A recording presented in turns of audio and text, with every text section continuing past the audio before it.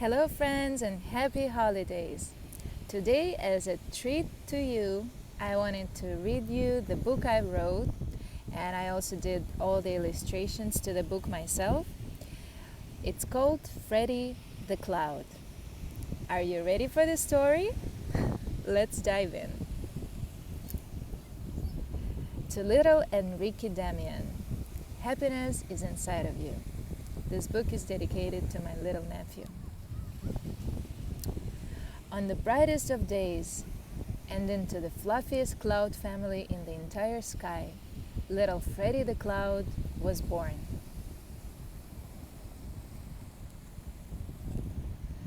Little Freddie was full of love and joy. He wanted to be everywhere and do absolutely everything, because this world was just too beautiful to sit still and do nothing. So Freddie played with butterflies and dragonflies, chasing them across the sky. He always smiled and cherished his cloud family deeply. One day, the season's change brought a cold and strong wind.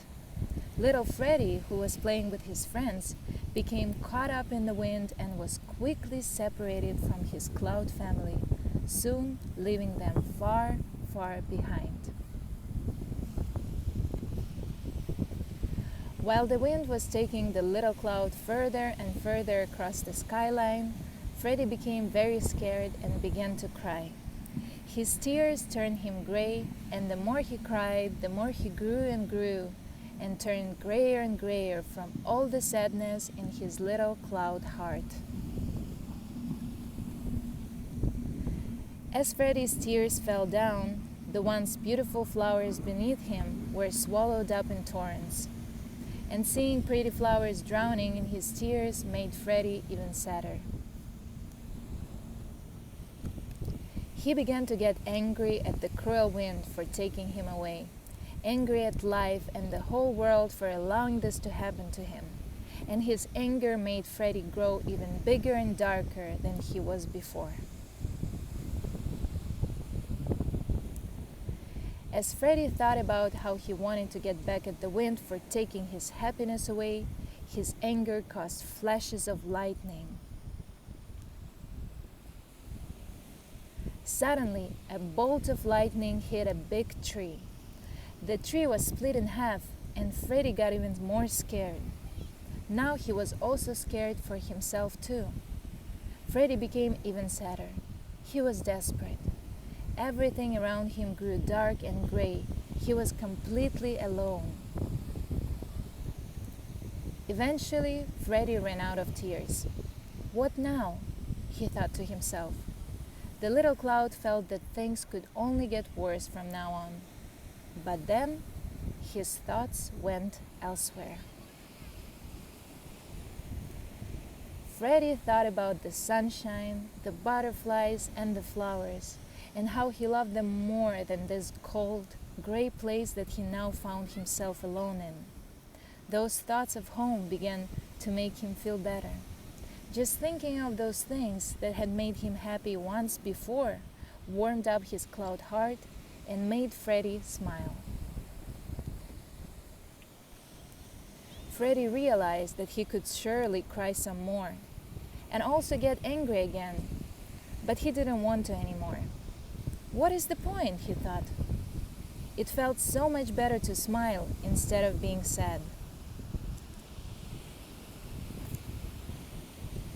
With that thought, Freddie took a very deep breath and exhaled all the blacks and grays that were filling him up with worry and despair.